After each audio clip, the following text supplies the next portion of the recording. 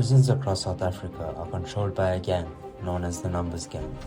They operate in a manner which allows them to thrive despite being locked up behind bars. A key part of their operation includes smuggling merchandise, such as drugs or weapons, into the prison. Their tactics are specific and allow no room for error. Let's take a look at an interview with a former gang leader, Witbooi, where he explains how this process works. But to get drugs or anything to those specific inmates, it needs to come from the kitchen. Because the kitchen is the only part in the entire prison that has a direct connection to the outside. So if I were to want to get something into prison, I would connect with someone on the outside, and that someone on the outside would connect to the person that has to deliver the bread to prison. So that person will say to me, in tray number 42, your stuff is there. And then I'll have to make sure that one of the 28s are there outside to collect tray number 43. Because if anybody else collects tray number 43, they have no idea what tray 43 has.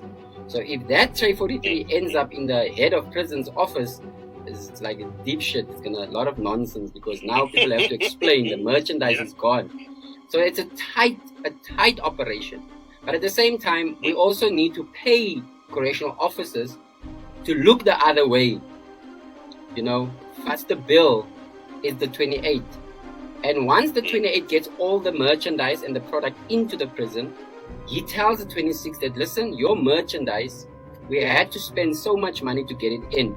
So from what we have brought in, 75% of what you are selling comes back to us, because we took the greater risk of getting it into the prison.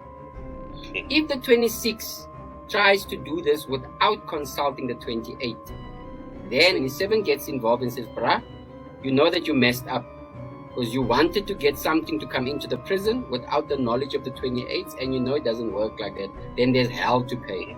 So then people that are responsible, that's regarded as illegal trading.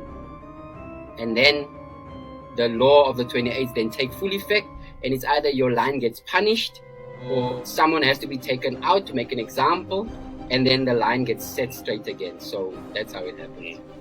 As we can see, the smuggling of drugs into prison is a tight operation with dire consequences should something go wrong.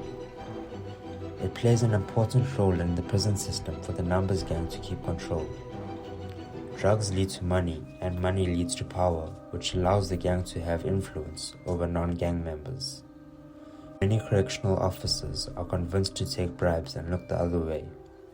The officers are underpaid, so a bribe is seen as mutually beneficial, which puts them in the pockets of the gang. And this is how drugs enter prisons in South Africa.